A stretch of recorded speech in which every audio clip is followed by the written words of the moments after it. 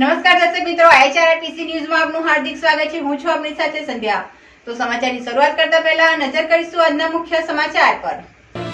ભરૂચ જિલ્લાના હાસોદમાં Power Grid line મુદ્દે ખેડૂતો મેદાનમાં। સમાન જમીન સમાન વર્તનની માંગ સાથે ખેડૂતોએ કામગીરી અટકાવી। ભરૂચ જિલ્લામાં દીપડાઓની લટારો યથાવત। 5 વર્ષમાં 51 દીપડાઓનું રેસ્ક્યુ કરાયું હોવાના અહેવાલ। ભરૂચના જૂના તવડામાં પણ એક ફાર્મમાંથી દીપડાની લટાનો સીસીટીવી આવ્યો સામે। અંકલેશ્વરના સ્ટ્રીટ લાઇટ વિનાના ગળખોલ બ્રિજ અકસ્માત ઝોન બન્યું। વધુ એક બાઇક ચાલકનું અકસ્માતમાં મોત થયું। ભાજપના પાયાના કાર્યકર અને વર્ષોથી પક્ષને મજબૂત બનાવવામાં યોગદાન આપનાર અરુણાબેન પટેલે આખરે ભાજપને બાય બાય કરી આપનો કેસ ધારણ કર્યો। વાગડામાં આયોજિત આપના કાર્યક્રમ દરમિયાન અરુણાબેન પટેલે પક્ષનો ખેસ ધારણ કર્યો છે અને ખાસ કરીને વાત કરવામાં આવે તો પક્ષમાં જોડાયા બાદ તેમણે ભાજપ પર આક્ષેપો કરતા કહ્યું હતું કે તેઓ વર્ષ 1985થી ભાજપ સાથે સંકળાયેલા રહ્યા હતા અને તાલુકામાં પક્ષને મજબૂત બનાવવામાં મહત્વપૂર્ણ ભૂમિકા ભજવી હતી। તેમ છતાંય વર્તમાન ચૂંટણીમાં સામાન્ય સ્ત્રી માટે સીટ હોવા છતાં તેમને ટિકિટ ન આપતા તેમના મનને ઠેસ પહોંચી હતી। અરુણાબેન પટેલે કહ્યું હતું કે વર્ષોની વફાદારી હોવા છતાં પાર્ટી દ્વારા યોગ્ય માન્યતા ન મળતા તેમણે અંતે પક્ષ છોડવાનો નિર્ણય લીધો છે। પક્ષ પલટા બાદ અરુણાબેન પટેલે હવે વાગરા 2ની તાલુકા પંચાયતની બેઠક પરથી આમ આદમી પાર્ટીના ઉમેદવાર તરીકે ચૂંટણીના મેદાનમાં ઉતરશે। તેમણે વિશ્વાસ વ્યક્ત કર્યો હતો કે જેમણે ભૂતકાળમાં ભાજપને મજબૂત બનાવ્યું તે જ રીતે હવે આપણે વાગરા તાલુકામાં મજબૂત બનાવવા માટેની પૂરી શક્તિ કાર્ય સાથે લગાવશે। વાગરા 2 ના ઉમેદવાર અરુણાબેન હસુભાઈ પટેલ આદમી પાર્ટીમાંથી આજે જોઈન થયું છું અને હું 1985 થી ભાજપમાં હતી અને ભાજપનો ઝંડો લહેરાવનાર પણ હું પોતે જ છું, તાલુકામાં ભાજપને લાવનાર।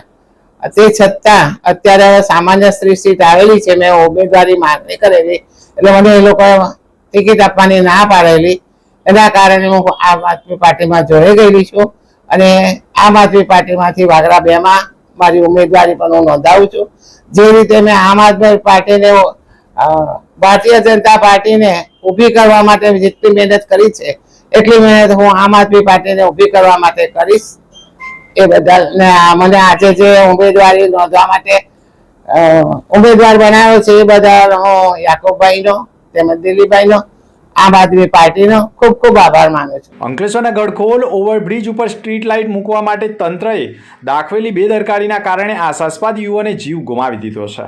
શનિવારે રાત્રિના સમયે પૂરઝડપે પસાર થઈ રહેલા બાઇક ચાલકને અંધારામાં ડિવાઈડર નહીં દેખાતા બાઇક ડિવાઈડર સાથે અથડાતા બાઇક સ્લીપ થઈ ગઈ હતી, જેના કારણે ગંભીર ઇજાના કારણે યુવાનનું ઘટના સ્થળે મોત થયું હતું।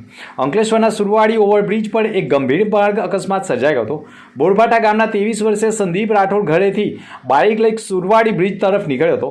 પોતાની સ્પોટ બાઇક લઈને બ્રિજ પર પસાર થઈ રહ્યો હતો તે વેળા જ પૂર ઝડપે ચાલતી બાઇક પર અચાનક કંટ્રોલ ન રહેતા બાઇક રેલિંગ અને ડિવાઈડર સાથે અથડાઈ જતા તે રોડ ઉપર પટકાયો હતો, જેના કારણે તેનું ગંભીર ઇજાના પગલે ઘટના સ્થળે મોત થયું હતું।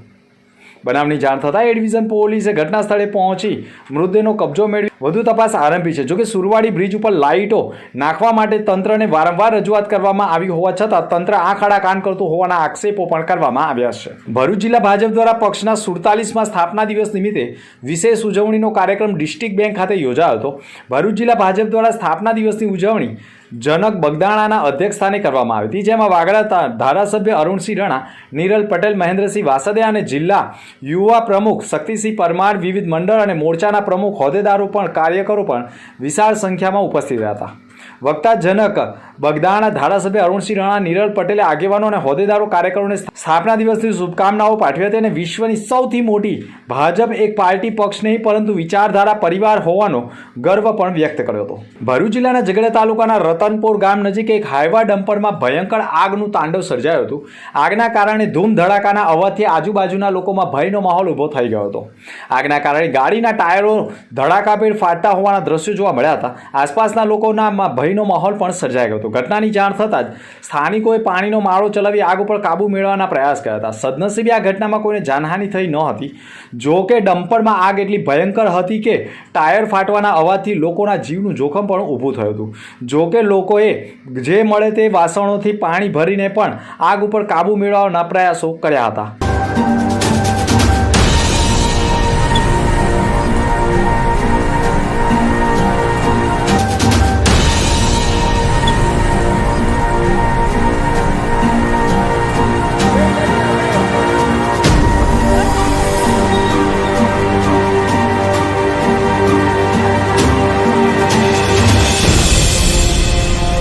ભરૂચ જિલ્લામાં સ્થાનિક સ્વરાજ્ય સંસ્થાઓની આગામી ચૂંટણીઓ માટે રાજકીય ગરમાવો તેજ બન્યો છે.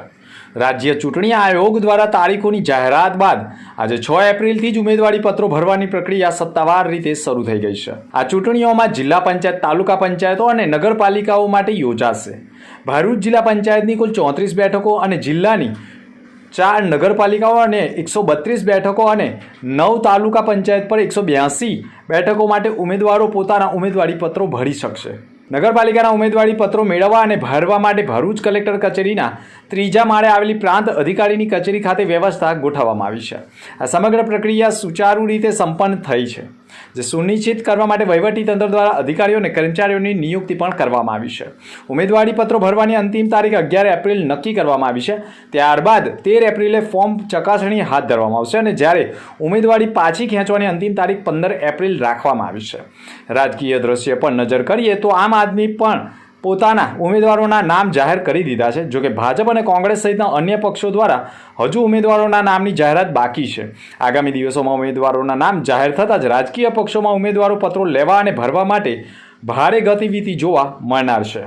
ભરૂચ જિલ્લામાં માનવ વસ્તીમાં વન્ય પ્રાણી ગણાતા દીપડાઓની લટારો ખેડૂતો અને પશુપાલકો માટે ચિંતાનો વિષય બની ગયો હોય તેમ ભરૂચના પૂર્વ પટ્ટી વિસ્તારના જૂના તવડા ગામની સીમમાં ગત રોજ સાંજે એક ફાર્મની દિવાલ ઉપર દીપડો કૂદકો મારી લટાર મારતો હોય તેવો સીસીટીવી સામે આવતા જ ગ્રામજનોએ ભરૂચ વન વિભાગને જાણ કરતા વન વિભાગની ટીમે ભરૂચ તાલુકાના જૂના તવડા સહિત કરજણ, કરમાલી, સિંધોદ અને મંગલેશ્વર ગામે દીપડાઓની લટાર હોવાના અહેવાલોના પગલે ભરૂચ ફોરેસ્ટ વિભાગ દ્વારા દીપડાઓને પાંજરે પૂરવા પાંજરા ગોઠવવામાં આવ્યા છે. ભરૂચ જિલ્લામાં છેલ્લા 5 વર્ષના આંકડા ઉપર નજર કરવામાં આવે તો ભરૂચ જિલ્લામાં 9 તાલુકા પૈકી 4 તાલુકાના દીપડાઓના રેસ્ક્યુ થયા છે, જેમાં સૌથી વધુ દીપડાઓનું રેસ્ક્યુ વાલિયામાં 31 દીપડાઓનું રેસ્ક્યુ થયું છે, અંકલેશ્વરમાં 15 અને આમોદમાં 1, જ્યારે ભરૂચ તાલુકામાં 4 આમ 51 દીપડાઓનું 5 વર્ષમાં રેસ્ક્યુ થયું હોવાનું ભરૂચ ફોરેસ્ટ વિભાગ દ્વારા જાણવા મળ્યું છે. વન્ય પ્રાણી દીપડાઓ આખરે માનવ વસ્તીમાં કેમ પ્રવેશી રહ્યા છે તેનું પ્રાથમિક કારણ એવું પણ માનવામાં આવે છે કે ભરૂચ જિલ્લામાં વન્ય વિસ્તાર ધીરે ધીરે સાંકડો થઈ રહ્યો છે. ભરૂચના પૂર્વ પટ્ટી વિસ્તારની વાત કરવામાં આવે તો મોટા ભાગના જાડેશ્વર ચોકડીથી સુકલત્રીજ સુધીનો ખેડૂતો ખેતી છોડી પોતાની ખેતીની જમીનો બિલ્ડરોને પધરાવતા નવું ભરૂચ નિર્માણ થઈ રહ્યું છે. સાથે જ આ જ વિસ્તારમાં સુકલતીથી જનોર સુધીના ગામોની વાત કરવામાં આવે તો આ વિસ્તારમાં રેતીનું ચલણ વધુ હોય છે, જેના કારણે લીઝ માફિયાઓના કારણે ડમ્પરોથી ખેતીને નુકસાન થતું હોવાના કારણે ઘણા ખેડૂતોએ પોતાની ખેત છોડીને પણ ઘણા ખેડૂતોએ પોતાના ખેતરો રેતી સ્ટોક માટે લીઝ ધારકોને આપી રહ્યા હોય, જેના કારણે ખેતીનું પ્રમાણ ઘટવાના કારણે પણ વન્ય પ્રાણીઓને અનુકૂળ જગ્યા મળતી નથી. સાથે વડોદરા જિલ્લાની વાત કરવામાં આવે તો પણ કરજણના નારેશ્વર સુધી 15થી વધુ ગામોમાં ઊભા પાક જેવા કે શેરડી, કેળ જેવા પાકોની ખેતી થતી અને વન્ય પ્રાણી દીપડા માંદાઓ શિયાળાની સિઝનમાં શેરડી, કેળ જેવા ઊભા પાકોમાં બચ્ચાઓને જન્મ આપતા હોય અને ઉનાળાની સિઝનમાં શેરડીની ઊભા પાકની કાપણી કરવામાં આવતા દીપડાના બચ્ચાઓ છૂટાછવાયા થઈ જતા હોય છે. માનવ વસ્તીમાં દીપડાઓની લટારો પાછળનું એક કારણ એવું પણ માનવામાં આવી રહ્યું છે કે ગ્રામ્ય વિસ્તારોમાં માંસાહારી ખોરાકનું પ્રમાણ વધ્યું છે. માંસાહારીનો આહાર વધ્યો, જેના કારણે માંસાહારીનો નીકળતો વેસ્ટેજ જે પ્રકારે નિકાલ કરવાનો હોય છે તે પ્રકારે થતો નથી અને જાહેરમાં નિકાલ થતો હોય, જેના કારણે પણ વન્ય પ્રાણી દીપડાઓ માંસાહારીના વેસ્ટેજની દુર્ગંધથી પણ આકર્ષિત થઈને પણ માનવ વસ્તીમાં પ્રવેશતા હોય છે. ઘણી વખત દીપડાઓ માનવ વસ્તીમાં ઘૂસી આવતા હોય અને પશુપાલકોના ઘર આંગણે બાંધેલા પશુઓનું મારણ કરી શિકાર કરતા હોય છે. જો કે દીપડાઓ પોતાના શિકાર માટે શ્વાન કે અન્ય વન્ય પ્રાણીની શોધમાં હોય છે, પરંતુ તેમાં દીપડાઓએ દોડીને શિકાર કરવો પડે છે. પરંતુ માનવ વસ્તીમાં માંસાહારીના વેસ્ટેજની જાહેરમાં નિકાલ કરતા હોય, જેની દુર્ગંધથી દીપડાઓ આકર્ષિત થઈ માનવ વસ્તીમાં પ્રવેશી ઘર આંગણે બાંધેલા પશુઓનું પણ મારણ કરી પોતાનો શિકાર કરતા હોય.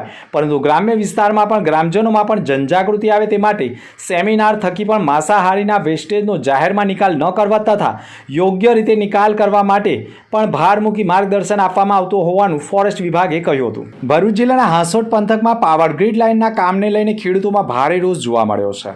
ઇલાવ ગામ સહિતના વિસ્તારોમાં ચાલી રહેલી કામગીરી સામે 100થી વધુ ખેડૂતો એકઠા થઈ વિરોધ નોંધાવ્યો હતો.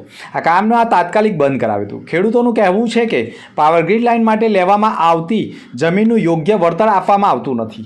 આ મુદ્દે અનેક વખત રજૂઆત કરવા છતાં યોગ્ય નિરાકરણ ન આવતા ખેડૂતો રસ્તા ઉપર ઉતર્યા હતા. ખેડૂતોના વિરોધને કારણે કામગીરી અટકાવી દેવામાં આવી હતી. વિરોધ વધતા પરિસ્થિતિ તંગ બની હતી, જેને પગલે પોલીસ કાફલો પણ સ્થળ ઉપર દોડી આવ્યો હતો.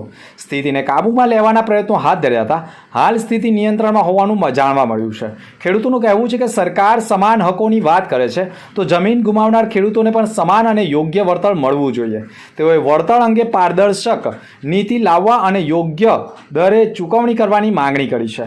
રાજ્યના અન્ય જિલ્લાઓમાં સમાન પ્રોજેક્ટ માટે વધુ યોગ્ય વળતર આપવામાં આવ્યું છે, જ્યારે ભરૂચમાં તે જ માપદંડ લાગુ કરવામાં આવતો નથી, કારણ કે નીતિ અને અમલ વચ્ચે અસંગતા હોવાના આરોપ પણ લગાવવામાં આવ્યા છે.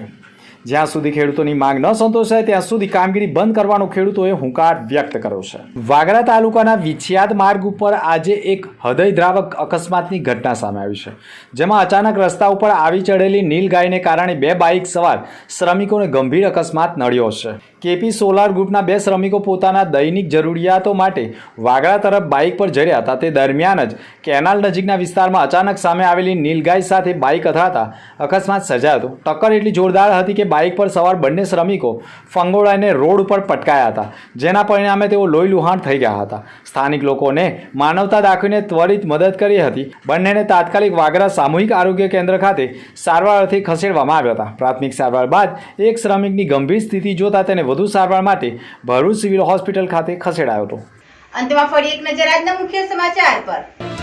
ભરૂચ જિલ્લાના હાંસોટમાં પાવર ગ્રીડ લાઇન મુદ્દે ખેડૂતો મેદાનમાં. સમાન જમીન સમાન વળતરની માંગ સાથે ખેડૂતોએ કામગીરી અટકાવી. ભરૂચ જિલ્લામાં દીપડાઓની લટારો યથાવત. 5 વર્ષમાં 51 દીપડાઓનું રેસ્ક્યુ કરાયું હોવાના અહેવાલ. ભરૂચના જૂના તવડામાં પણ એક ફાર્મમાંથી દીપડાની લટાનો સીસીટીવી આવ્યો સામે. અંકલેશ્વરના સ્ટ્રીટ લાઇટ વિનાના ગળખોલ બ્રિજ અકસ્માત ઝોન બન્યું. વધુ એક બાઇક ચાલકનું અકસ્માતમાં મોત થયું. ભાજપના પાયાના કાર્યકર અને વર્ષોથી પક્ષને મજબૂત બનાવવામાં યોગદાન આપનાર અરુણાબેન પટેલે આખરે ભાજપને બાય કરી આપનો કેસ ધારણ કર્યો. તો હતા અત્યાર સુધીના સમાચાર. નવા સમાચાર સાથે ફરી મળીશું. નમસ્કાર.